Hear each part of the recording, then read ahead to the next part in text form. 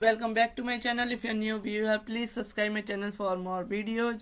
आज हम बात कर रहे हैं एक महत्वपूर्ण निर्णय की, जिसमें कहा गया है कि ऋण वसूली के लिए अपनी ऋण राशि के, जो आपने किसी को धन दिया है, पैसा दिया है, उस राशि को वसूलने के लिए उसकी मांग करना आत्महत्या के लिए उकसाना नहीं है।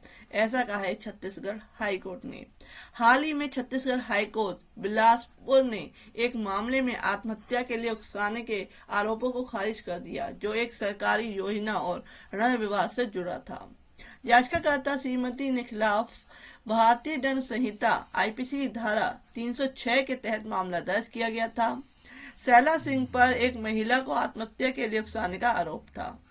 मुख्य न्यायाधीश रमेश सिन्हा ने मामले की अध्यक्षता की और 17 अक्टूबर 2023 को फैसला सुनाया। अपने आदेश में मुख्य न्यायाधीश सिन्हा ने कहा कि क्रोध या भावना के आवेश में बिना इसके वास्तविक परिणाम भुगतने की मंशा के बिना बोला गया एक शब्द उकसाने वाला नहीं कहा जा सकता। यदि अदालत को यह पता चलता है कि आत्महत्या करने वाला पीड़ित सामान्य क्षोभ, कलह या घरेलू जीवन से मतभेदों के प्रति अत्यधिक संवेदनशील था, जिस समाज में पीड़ित था वहां आम बात है, और इस तरह की नाराजगी, कलह और मतभेदों से यह उम्मीद नहीं की जाती थी कि किसी समाज में समान परिस्थिति वाले व्यक्ति को आत्महत्या के लिए प्रेरित किया जाए, अदालत की अंतरात्मा को इस निष्कर्ष के आधार पर संतुष्ट नहीं होना चाहिए कि आरोपी आत्महत्या के अपराध के लिए उकसाने के आरोप को दोषी पाया जाना चाहिए।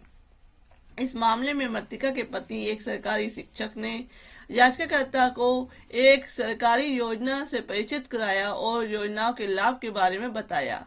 याचिकाकर्ता ने उस योजना का समर्थन करने के लिए एक महत्वपूर्ण राशि प्रदान की थी, जिसका उद्देश्य छात्रों को वित्तीय सहायता प्रदान करना था।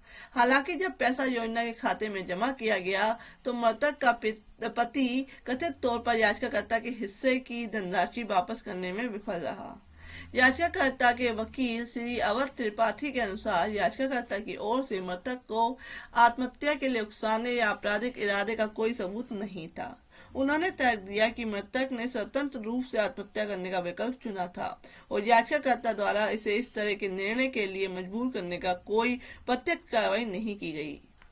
राज्य का प्रतिनिधित्व करने वाले उप महाधिवक्ता सुश्री मधुनिशा सिंह ने आरोपों का समर्थन किया।